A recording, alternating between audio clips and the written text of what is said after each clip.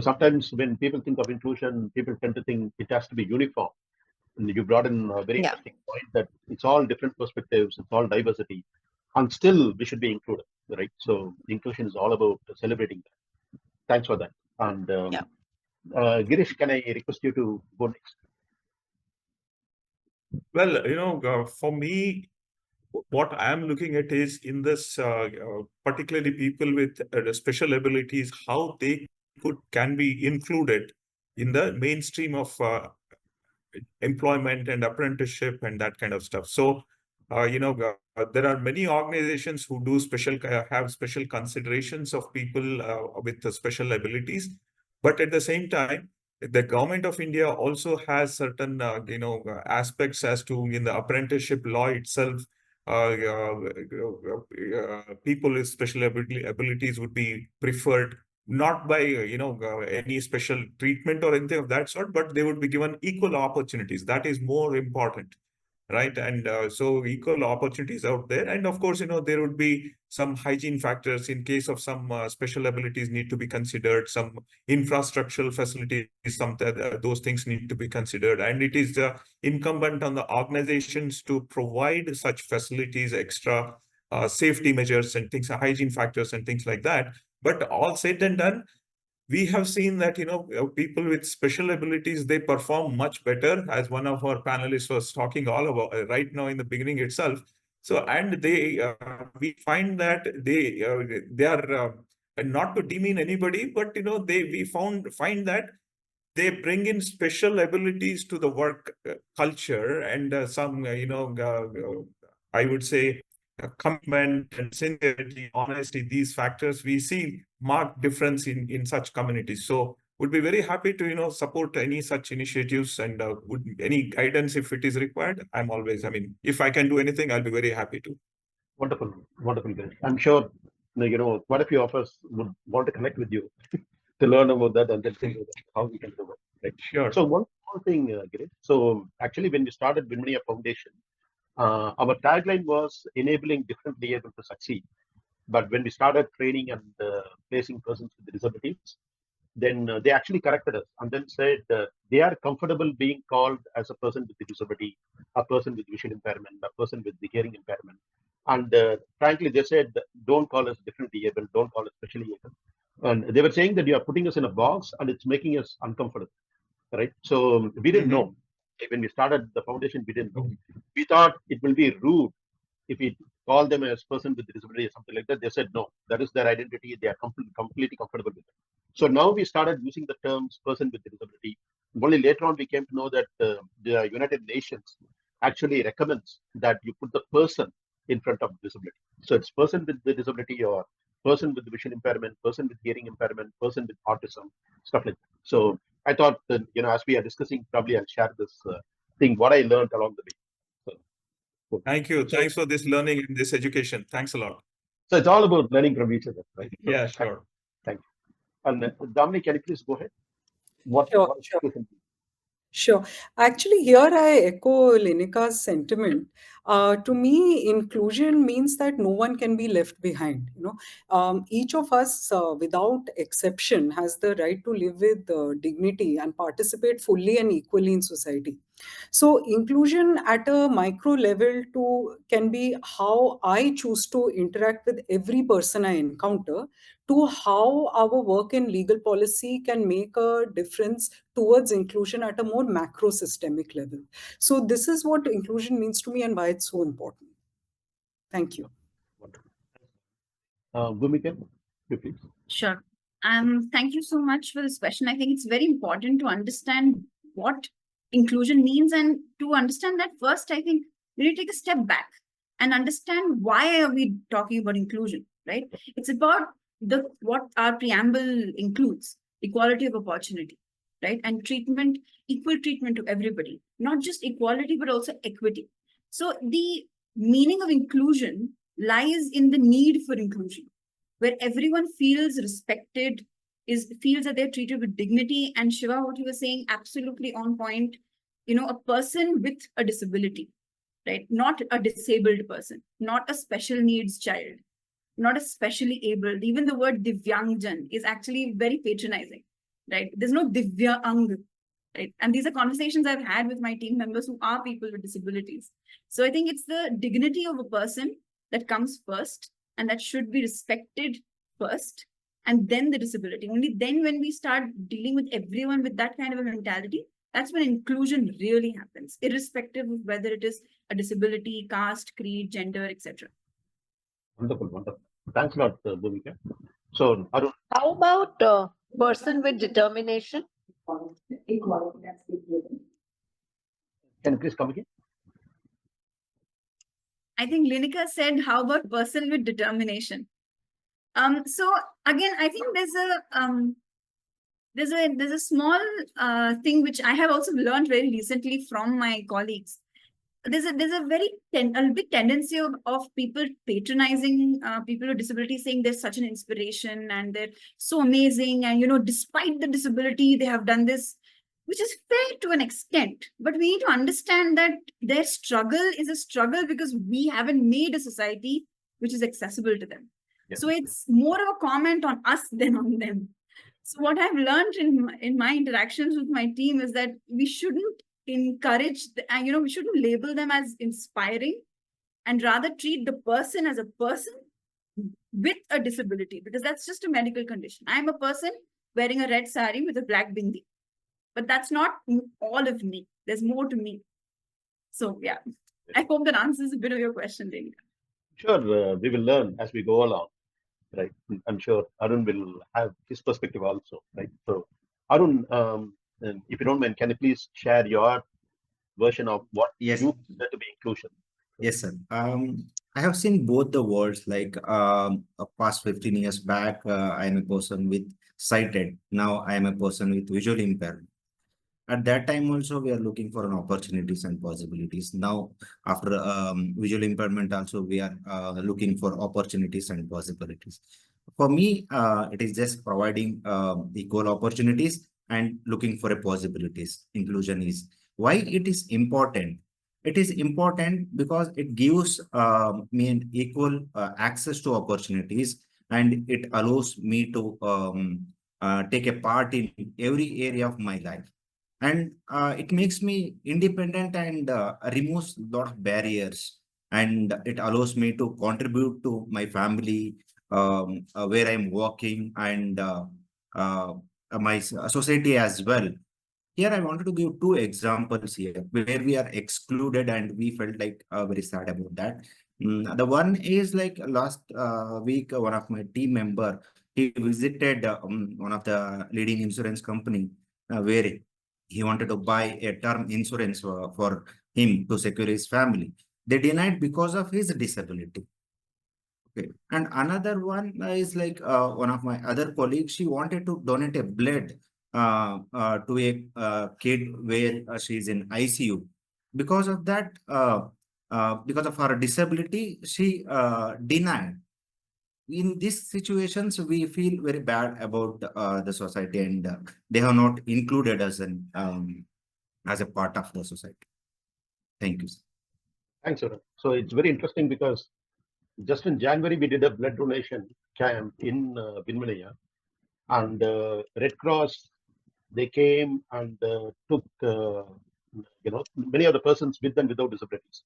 In WinVinaya, they donated blood. So it's very surprising that even in this age, when Red Cross is okay with, collecting blood, and there are some of the leading hospitals, it looks like there is still a lot of mindset which is out there, which talks about it. That's also interesting. Probably we'll get on to what are some of the acts and everything says, right? So, Dominic, can you please share? These are there are laws, there are policies and everything, but there are certain things which happens on the ground, right? Which is very different. But it's very likely, in my view, that a lot of people are not even aware, about RPWD Act and stuff like that. So, for the benefit of the audience, if you can give a broad overview about what RPWD Act 2016 means, and probably a sense of what it was before and what it was after. And if you have some idea about, and just in a few words, what do you think is the implementation also, right? So maybe an overview about RPWDA before, after, and some idea about implementation. Sure, sure. Thank you for that, Shiva. So, as most of you would be aware that the current legal framework dealing with disability rights in India was enacted in 2016, the Rights of Persons with Disabilities Act, and I'll refer to it as RPWDA throughout this discussion. It actually replaces an earlier legislation which was enacted in 95, the PWD Act. One main point of distinction and difference which we see is that the earlier legislation, if you see, was based on what we call as the medical model of disability. It's very focused on the individual's body or mind or the impairment itself. And consequently, most of the provisions are very welfare centric. They're very welfare centric to the extent that they view persons with disabilities as persons needing charity. And subsequently, as we all know, that the UNCRPD was adopted in 2007, and to bring India in compliance with that, we enacted the RPWDA almost 9 years later in 2016. Now, the RPWDA on paper marks a significant shift from the 1995 Act, as it straightaway recognizes in the preamble as well as in its provisions the individual autonomy, dignity, as well as independence of persons with disabilities. You'll see that it has a very clear stated purpose of achieving inclusion for persons with disabilities by respecting their differences as well as accepting them as part of human diversity, something which we talked about earlier when we were discussing what inclusion means. So we see a very distinct shift from a purely medical model to a more social model, where a person is rendered disabled not due to the impairment per se, but due to the interaction of this impairment with various barriers in society which hinder their full and effective participation. So these barriers could be attitudinal, cultural, systemic, structural, financial. So it can be any and every kind of barrier, right? So the second point which I wanted to share here was that unlike the 95 Act, the RPWDA follows a very clear rights-based approach. And where it sets out inalienable rights of persons with disabilities. The Supreme Court has very clearly laid out, Supreme Court of India has very clearly laid out that the RPWDA is a statutory recognition of the fundamental rights embodied in the Constitution of India for persons with disabilities. And some of these rights, which may seem obvious to all and yet had to be put into the legislation, was a right to equality, or a right against discrimination, or the government having to take steps to ensure reasonable accommodation of persons with disabilities. And another point which is important here is that these rights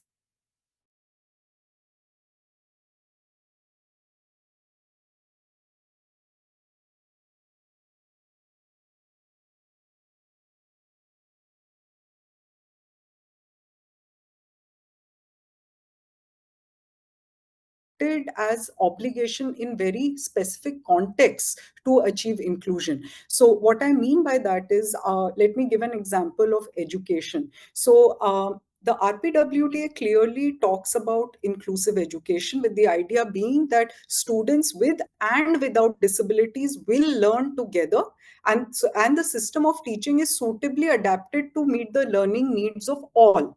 This is very unlike the 95 Act, which focused more on setting up special schools and the idea of an eventual integration of children with disabilities into normal schools, right? And another feature which I would like to share with everyone is that even in the context of skilling and employment, both the PW Act and the RPWDA Act do mention, government schemes on training of persons with disabilities for employment, and they do talk about affirmative action being taken in the. So I don't know. Domini. Hi, am I audible? Yeah, now you're audible. I'm not sure where I got connected. Affirmative action. Affirmative action. Okay. Right.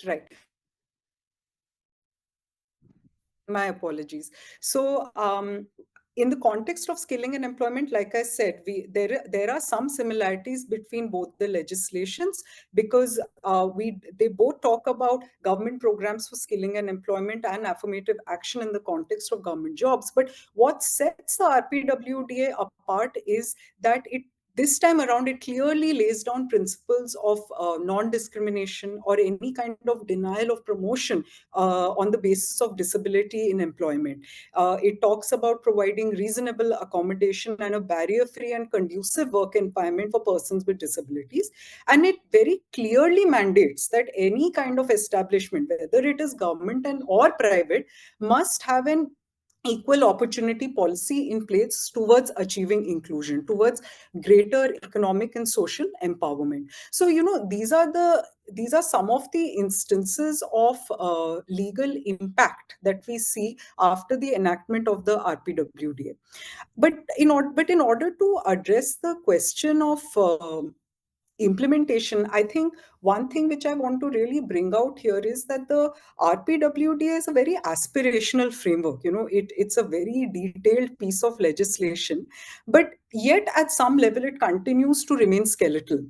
And also what one sees is that disability as a subject is cross-sectoral in nature. And therefore, the implementation of this act itself is staggered across national, state, and municipal levels, depending on the mandate and subject matter which has been entrusted at these various levels. So naturally, there are 2 points of concern which emerge, that how do we translate these national level mandates to implementable local level directives.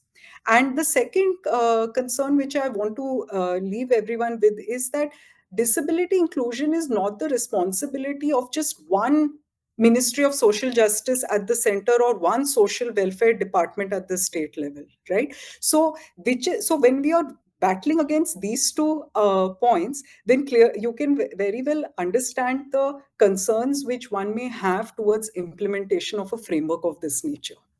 Absolutely, absolutely. Thanks a lot, Dominic. So, given what Arun said, and what you said, and what he's talking about is inclusion across the entire life, right? So, when you're talking about disability, which is, kind of seem to be constrained with one department, that is not what it is. Life is not just one department, right? Life is the whole thing, all the way from education to skilling to employment and so many other things, right? So, similarly, there has to be something, the thought about disability in everything, right? So this is wonderful. Thanks for that. And Bhumika, now we have national education policy, that is also there, but there are a lot of inclusion policies that companies are doing. So, can you share, in your experience, when we talk about inclusive policies, how much of inclusion is actually inclusive? Because we are talking about 21 different disabilities, and yesterday, Vivek from Microsoft was saying his disability is not even covered, in our 21 disabilities, right? So, obviously, 21 is what Government of India has categorized. But looking from a policy perspective, how much is it actually, when they could talk about inclusive policies, how much is actually inclusive? Can you please share some thoughts? Sure. So first of all, I think what Damini said was absolutely spot on, that disability is a cross-cutting issue. And even when we come to inclusion policies and its implementation, it's equally challenging. Because as you said, there are 21 disabilities which the Indian government has identified under the Act. But of course, that doesn't mean that's where it stops. And even when we do our readings and our work, we come across certain documents. So like for example, the Ministry of Home Affairs has released a document called Harmonized Guidelines on Accessibility. Now, when you go through, it's a 500-page mammoth document. And if anyone wants to know anything on accessibility, looking at the document, they might feel, oh my God, I don't want to even, why do I want to do this policy, right? It's inaccessible. And when as part of a job, we've gone through that every little sentence, and what we've realized is there is no one answer, right? Because, for example, if you're trying to accommodate for, say, a person who's using a wheelchair by putting a ramp, it might not be conducive for a person who has CP, cerebral palsy, to be able to navigate through a ramp because of the various motor skills. for instance, if you are making a floor smooth for a person in a wheelchair to be able to access, it might be too smooth for a person using crutches. So there is always a catch-22 when it comes to trying to be inclusive for everyone. However, that being said, it doesn't mean that you can't take a step in any direction. A step in any direction is always welcome. And when we talk about how the new act is rights-based, the International Human Rights Framework gives multiple very clear guidelines on how any kind of aspect of a right has to be achieved. For instance, if we're talking about equality and dignity and inclusion, they have a very simple four-pronged approach, where they say respect, protect, fulfill, and facilitate. So any kind of government, non-state actor has to use these 4 steps and to ensure somebody's right is being achieved and realized. So for instance, if we're talking about a person with disability, what would you as an organization or as a government need to? So I think that's where inclusive policies have to start thinking. Right now, for instance, if we have this seminar is on disability. We earlier this year, we were part of a seminar which was on disability and accessibility, but there was no closed captioning for a person with a visual impairment. There was no no language translations. There was no sign language interpreter. And yet it was a consultation on accessibility. So it's not just about, inclusive policies on paper, but it actually has to have a stepwise action plan on as many aspects of disability as you can cover, right? Okay, you might feel, okay, if I put a ramp, something else might be a problem, but let's start somewhere. Let's start at some point.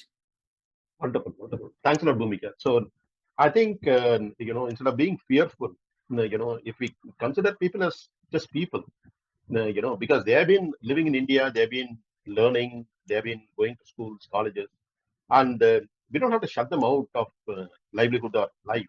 Start somewhere, and along the way we'll learn and implement things. Thanks for that, Bhumika. And then, Linika, if I can request you, because you have been, through NASSCOM, you have been interacting with so many organizations, right? And many are well-meaning. If you can help us understand as to, in your perspective, what has been, how well the companies have been implementing the RPWD Act, and what are the good things that has happened? What are the limitations or challenges that you have seen? If you can share something, that'll be great.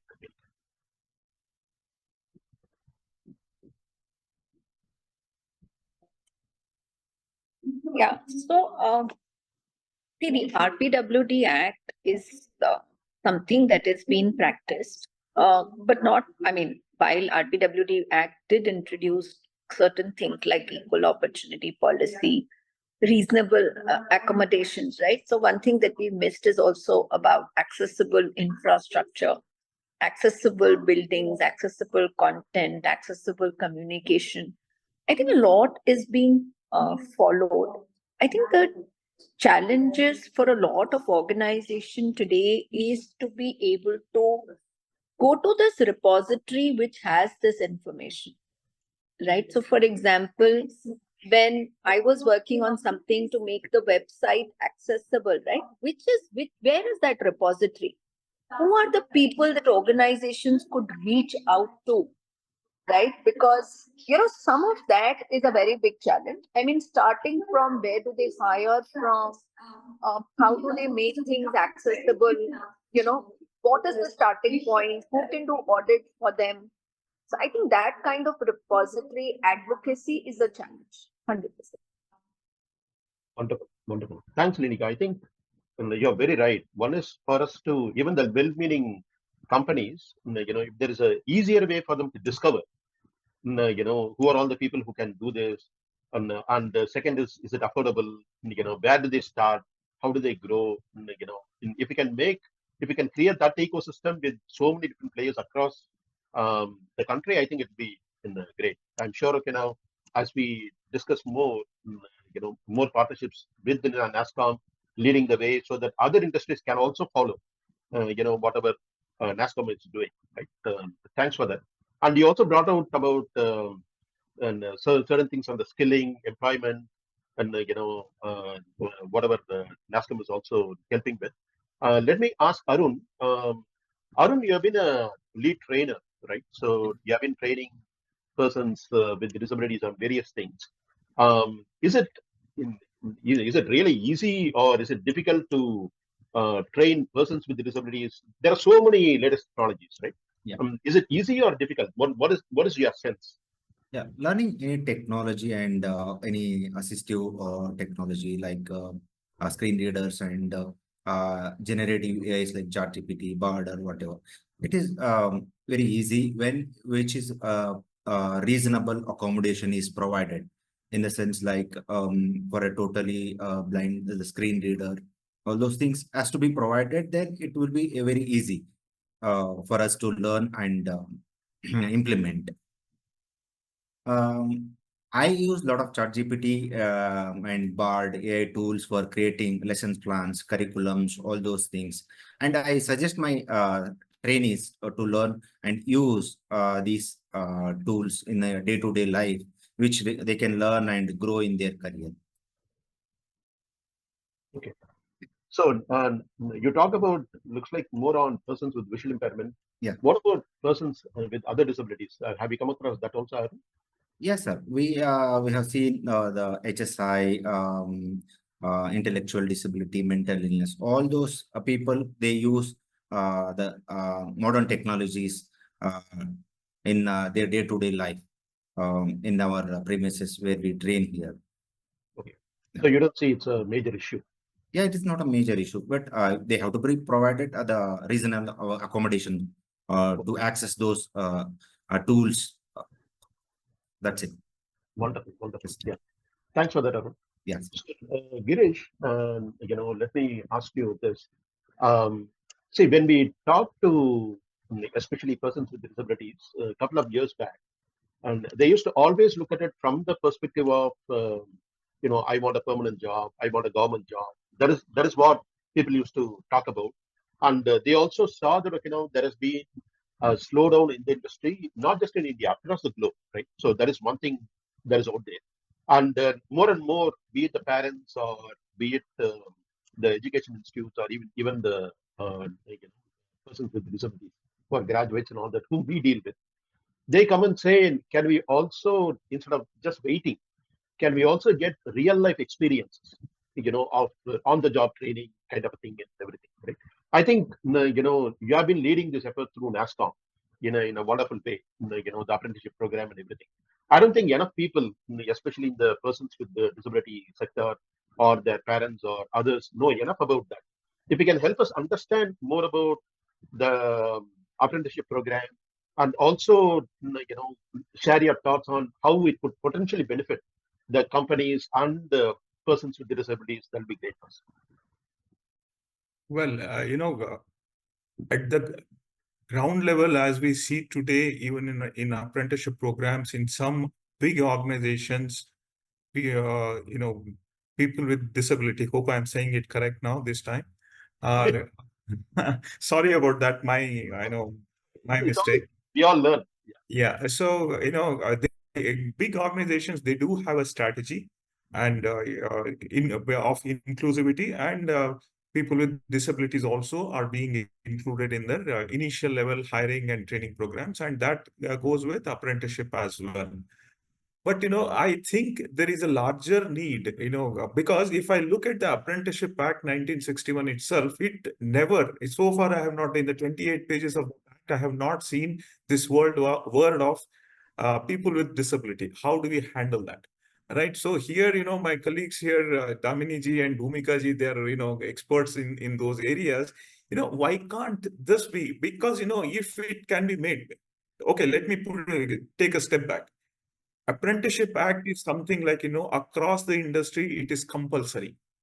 Any organization which is having a headcount of 30 or more, they need to engage apprentices to the tune of minimum 2.5% of their headcount. So imagine IBMs of this world, imagine, the Infosystems of this world, TCSs of this world, they are hiring freshers in thousands. TCS hired about 30,000, 40,000 freshers, I'm not taking all those names of big companies. So if an act can be, amended in the Apprenticeship Act and in conjunction with this RPWD Act, that out of this 2.5%, there has to be maybe minimum to 0.5% should be people with disabilities. You have to do that. So, then I think we as a nation would be totally really focused in bringing this inclusivity on practically on the floor of the, shops. Otherwise, we will be, discussing these things. So there is an opportunity, and guess what? Today, we are looking at, just recently in the budget, the government announced that 1 crore interns should be trained for the next 5 years. And in the first 2 years itself, there is 19,000 crores have been allocated for training of these interns, right? And in apprenticeship schemes, there are 2 ministries which are running apprenticeship. One is Ministry of Skill Development and Entrepreneurship. Another one is Ministry of Education. These 2 ministries running 2 schemes. Each scheme gets almost on average about 600 crores a year as allocation, wherein the apprentices are paid an incentive of about 1,500 rupees per candidate per month by the government. So, if possible, though we see that some big companies are implementing as part of their own proactive strategies, that the inclusivity and people with the disability are also being considered for fresher hiring and training. If it can be come as a part of an act itself, then nothing like it. I think we all should work towards it. Otherwise, I think we will be struggling all along. Yeah. Thanks a lot, Girish. I think, what I liked about when Damini was explaining was from charity, it moved to right? Yeah. Once it became Rights of Persons with the Disabilities Act, once it became a right, then it's slightly more easier, right? Exactly. You are right to say about the right. So I think probably we should lean on Damini and Bhumika to see whether they can move the needle. But let me come back to Linika, right? So you talked about the Apprenticeship Act, and you're also working for NASSCOM, and Linika is a leader in NASSCOM. So Linika, can you help us understand? Let us say somebody in the IT sector or ITES wants to pilot this apprenticeship program. Any thoughts as to where they could potentially start? Because as Girish was saying, minimum 2.5% anyway they have to take. And as per, even before the 2016 thing, when we had the last census, I think it was 2.x% of persons with disabilities is what was counted in India, whereas WHO says 15%. Even by rough calculation, some people say it should be about 6% of our overall population should be persons with disabilities. So my hope is, instead of looking at that 0.5%, Girish. So my hope is, let us say, whatever percentage is the apprenticeship program that the company has to do, minimum, if they can think about 6% of that to be for persons with disabilities, which will be hopefully relevant to what it is. If that is the case, Linika, what do you think would be the initial steps that a company can take to include persons with disabilities as part of their programs? Any thoughts? See, for organizations, it is not about, there could be that percentage, but I think for organizations, it is about, people today want to hire diverse talent. It's not that people don't want to hire persons with disability. I think the challenge is about upskilling and matching with the job roles defined in the organization. So, while the act, like an RPWD Act, it might put certain policy compulsions, which is fine. But then I think if you have to improve the ecosystem, then it is about upskilling persons with disability and matching to the job sets. I'll give you one example. So there is this organization called Nagaro. What we basically did with them is that there were 2 ecosystem partners who sourced 10 neurodivergent people. And post-sourcing, they were upskilled on corporate employment, and then they were upskilled on software testing. And post that, the details of these 10 neurodivergent folks were shared with organizations who have neuro-inclusion hiring practices. And 5 of them were placed into these organizations. The others obviously did not want to work, etc., etc. So I think, to my mind, some of that is more important than putting numbers to apprenticeship acts, etc. Okay, wonderful. Thanks, Venika. And let me come back to the reasonable accommodation. There is something that we seem to have heard a few times in this conversation. So, Bhumika, how inclusive is the reasonable accommodation? Because when we talk about reasonable accommodation for different disabilities, it's different. How inclusive is it in India? And do you think it's inclusion by design, or they just started something and it's all kind of an afterthought? What is your perspective, Bhumika? So I think that's a great question, because we've spoken about reasonable accommodation a couple of times. So just to clarify, reasonable accommodation is a terminology which is being used by not just the UN Convention, but also which has been adopted into our Act. And it basically means, in very simple terms, to make certain changes in your surroundings for it to be adaptable for a person with disability, but it is done in a way which is within specific limitations. Now, those limitations can be, the reason why it's called reasonable accommodation is because it should be deemed reasonable by the person who is making these accommodations. Let me give you an example. So if tomorrow I hire a person who is a person with a visual impairment, so my reasonable accommodation would be that I make sure there are no, that person doesn't have to do, for example, a retina scan as part of their biometric. So that's a reasonable accommodation. Okay, she doesn't have to do that, it's fine. A reasonable accommodation would be, okay, if my attendance HR app is not functioning and is not accessible to her, it's okay, she can just do some other way, right? That's accommodating her. So my, what you're asking me is, a much more ingrained question into what inclusion actually means. So is it enough? Is the question we need to ask ourselves. Is it enough to make sure that to allow a person with a visual impairment to use another means? Why is it not universal design? Why is it not accessibility? Why is it not universal accessibility, which should be the norm, rather than giving the provision of reasonable accommodation to certain companies or government or organizations to be able to accommodate people with disabilities for inclusion?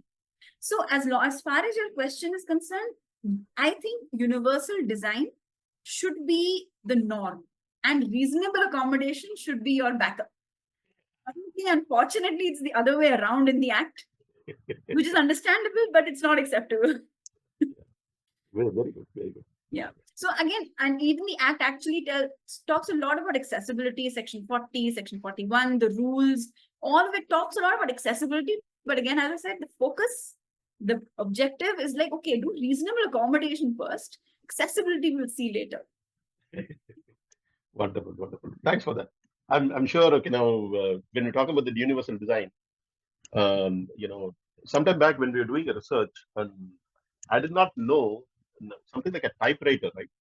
It was invented because the inventor's friend, who happens to be a girl, was becoming blind, right? And she could not write personal letters. So to create something which is tactile, so he created the typewriter. I didn't know, right? So, but once it was created, everybody started using it. So I think, to your point, when we think about universal design, many times we tend to think that it is for a person with disability, but the people who are using typewriters were not persons with visual impairment.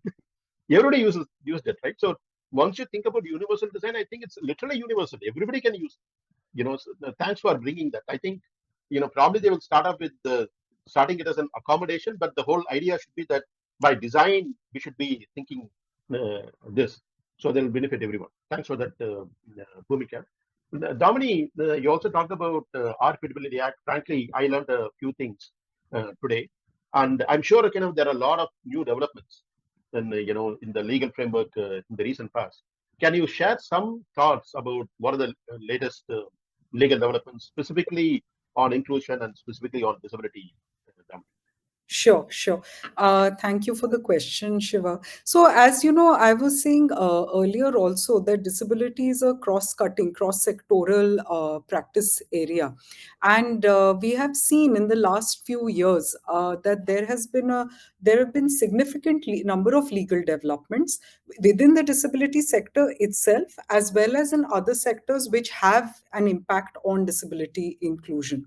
So, some of the most straightforward ones, which I can share right away, is that we have a clear mandate of accessibility of public buildings, transport, and ICTs within the RPWDA. And you would have seen seen it that in the last 2-3 years there has been a significant movement by the Ministry of Social Justice and Empowerment in working with the relevant nodal ministries and getting them to prepare and issue accessibility standards for infrastructure which is within their purview, and then notifying it within the RPWDA as mandatory in terms of accessibility. We have seen this in the context of culture, sports, civil aviation, education, health, etc. So this, shows some sort of that cross-sectoral aspect which I was talking about.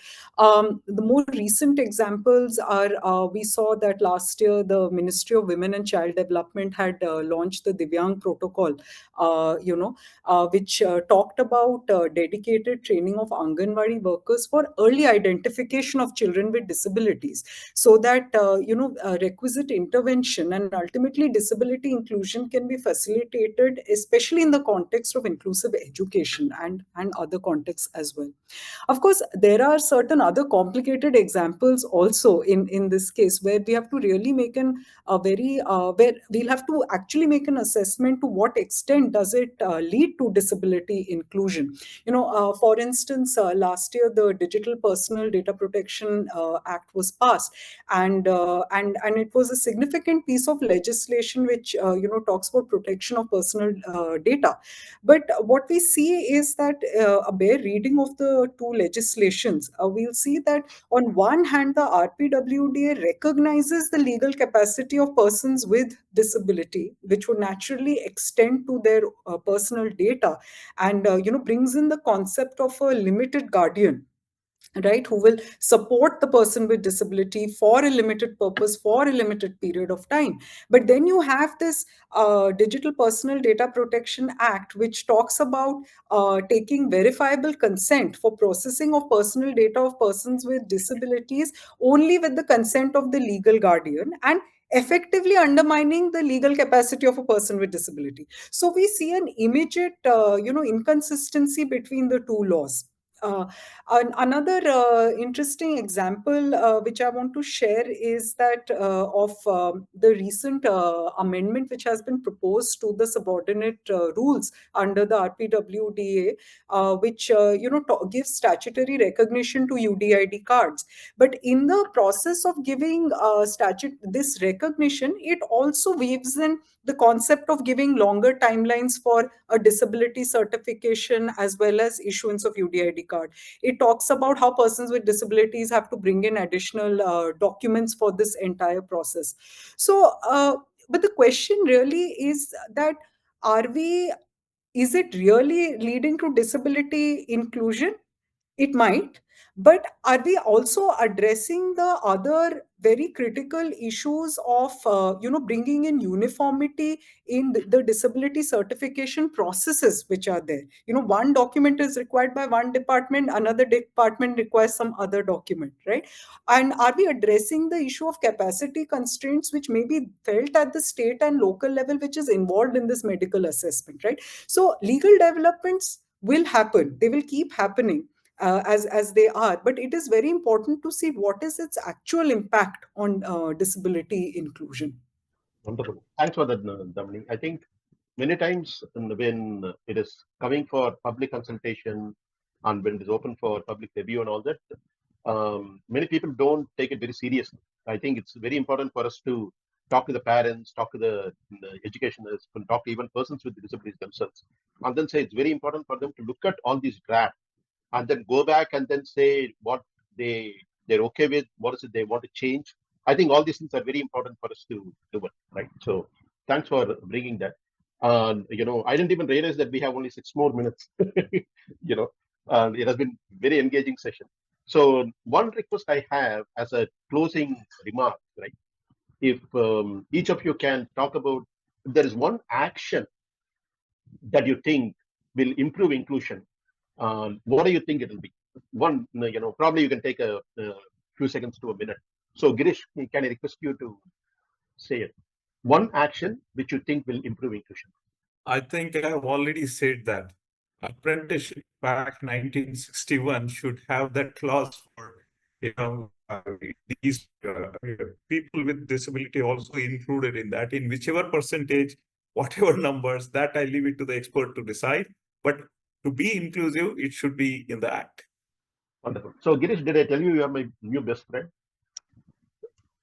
Sorry, what did you do that?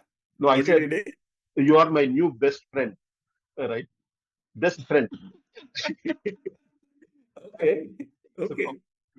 So Bhumika. Why I say that there is, sorry for just one sec. Why I say that is, even Apprenticeship Act itself, even if they are saying 2.5%, not all companies are, complying with that. Even today, even if you make the law, compliance is always an issue. And without a law, and God only knows how, we can get there. So at least make a beginning. Then once it is in the law, at least the complying companies will start strategizing and including it in their strategic plans, annual hiring strategic plans. There is a beginning, a positive beginning. That's what I think. Absolutely. Thanks a lot. So Bhumika, if you can. I think that's an exceptional point, Girish. Wonderful to hear that, we can actually, that's an angle that we haven't actually thought much about, but thank you so much for pointing it out. The one action I think I would want to say to everybody, not just relating to inclusion and diversity, but generally, because in disability also we have visible and invisible disabilities, because you may not be able to see by looking at a person if they have a disability. So I think one word action point is empathy. Be kind, no matter who it is in front of you. They may have a disability, they may not have a disability. Just be kind to anyone you see anywhere, whether it's your workspace, your education institution, supermarket, anywhere. Just be kind and empathetic. Excellent. So Linika, what is one action which will improve inclusion in your view? See, I agree to this point of saying that disability could be visible or invisible. And to my mind, I think it is about being genuine. Not sure if it is about being empathetic, but it is about being genuine. I mean, it is very simple, right? Reasonably accommodate. So if there is any difference, then you just need to be accommodative to it. Like, for example, I ruptured one of my ligament of the foot, right? So I was not able to wear shoes or wear formal sandals, etc. So I went with Crocs on the stage. So it is important for us to accept differences with grace. So, I mean, as I said, right, disabilities or any difference could be acquired at any part or point of your life. That's, yeah. Thanks, Lynn. So, Damini? This time around, actually, I'm in complete agreement with Bhumika. I think inclusion, one thing is there that inclusion will not happen overnight. It will always be work in progress. And sometimes, when I work in the sector, I feel even the legal and policy mandates may not be enough. Sorry, Girish, for that. But what is essential here is that, each of us must understand our individual potential and see what we can do, even if it's a very, very small step. So Bhumika talked about kindness and where our spheres of influence lie on a daily basis, right? Whether it's our family, whether it's our community, whether it's our work, to really bring in that culture of empathy, not sympathy, and empowerment, which will ultimately, these small steps will lead to that inclusion. Thanks a lot, Damini. So Arun, last but not the least. So Yes. So, Yeah. So think, what are the action you think? Yeah. There are two. Nothing without us actually. Don't assume as about us. Don't say Papa for us. We are not Papa guys. Okay, we are capable of doing things and include us in every conversation. Invite us. We will ready to participate. No, we are always here to help you out to make understand about a visual impairment and other disability. If it is possible, please visit us. We will always here to help you out to make you understand. Thank you. Wonderful, wonderful. Thanks, Arun. So I think, nothing about us without us is a very important thing, be it for gender diversity, and it's, the same way, it's very important for persons with disabilities or any diversity that we talk about, right? So, and, if you're talking about gender diversity, if you don't have the right gender in your company, a different gender cannot decide for that. You got to have them as part of your ecosystem to decide and to hear them to make them part of the whole thing. Thanks a lot, Arun. So I know that we just have a few seconds to a minute. Prachi, and if there are any questions on the chat, kindly let us know. Probably we can request the panelists to answer. But I enjoyed. Thanks a lot for all of you. I learned quite a lot today. Thanks for this. I think it is very enlightening session. Thank you, everyone. I think there is one question. I'm going to quickly read it out. I'm Mustaq and I'm a person with visual impairments. I currently work at Nammayatri. I often encounter uncomfortable situations due to people's assumptions or lack of understanding. Sometimes people discuss me with others without my knowledge, or they ask about me to someone else instead of addressing me directly. While I understand that people may be curious or unfamiliar with visual impairments, it's important to approach individuals directly with questions or concerns. Doing so shows respect and avoids making assumptions. How can we raise awareness about these issues and encourage people to be more considerate and inclusive? That's the question. Wow, thanks. Thanks a lot, Mustaq. So I will leave it to any of the panelists to answer.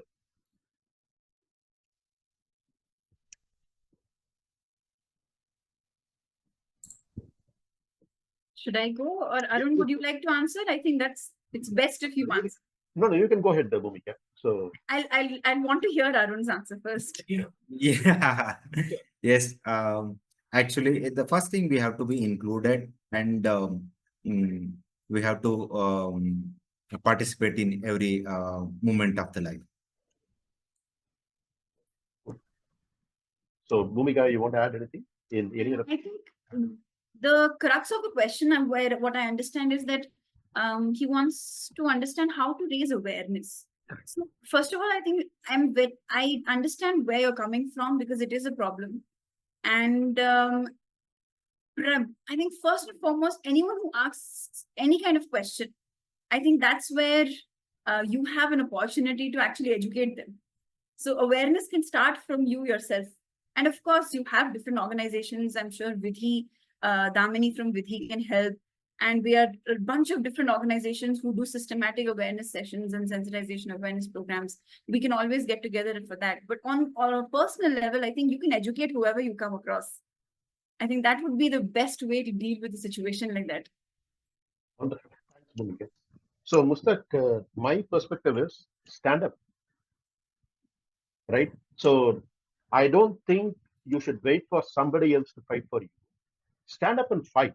I think, if, let us say, a person with disability, and you are a person with visual impairment, and if you're not able to hear something, and if it's, if they're not talking loudly, you should just stand up and say, I'm not able to hear you. It's as simple as that. And if people are not addressing you, I think you should just stand up and say, okay, now I'm here, talk to me. I don't think there is anything wrong. I don't think it's rude. It's very likely that that person is ignorant. Okay, but at the same time, it's very important for a person with disability to be a self-advocate.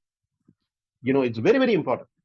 So my request to, the persons with the disabilities, to the allies like all of us, is to also, stand up for ourselves and support each other. I think there is a way we can create an inclusive world and not look at somebody else, to when they should always advocate. But thanks for the question, right? So, how can, and one more question, how can these webinars and discussions become more impactful in implementing ideas rather than just discussing them, particularly in creating opportunities for persons with disabilities and enabling them to live with dignity, right? I think to some extent we were also talking about it, right? I think Linika talked about it, Bhumika also talked about it. Start wherever you are. Don't worry about an ideal situation. Start wherever you are. If you don't have inclusion be design, no problem. Start with reasonable accommodation, no problem. But start and do something. And as Girish was also saying, there is an act, there is apprenticeship, there are some companies which are doing it. Start wherever, but the more we keep talking and making them aware, I think it's very important. So these webinars, I'm hopeful, these webinars, because I've been doing this in WinVinaya Foundation for the last 8 years, but today's discussion also, I learned a lot of new things. So I think, and in my view, it is not just about talking, it's also about learning. If you can look at it from that perspective. And the second thing is, each perspective is very important. For example, what Arun brings to the table is something that I will never bring to the table. So it's very important to listen to his voice so that all of us can learn. And I'm sure that it would have changed a bit of our mindset, which is also very important. If you have to implement something, we need to know what to implement, and to whom to reach out for. Here, through this conversation itself, quite a few people who are in the audience will know whom to reach out. Probably they'll reach out to Linika for certain things, maybe to Girish for certain other things, or Bhumika, or Damini, or even Arun for that matter, right? So I think that is also important for us to talk about it. I think Linika brought a very important point. If companies want to implement, whom they should reach out to, that discoverability is still an issue today in the ecosystem, right? The more we discuss, the more we learn from each other, the more we know about each other, I think that will help. Thanks again. It was wonderful having all of you, and thanks for the great questions. And we look forward to more and more collaborations. Thanks again.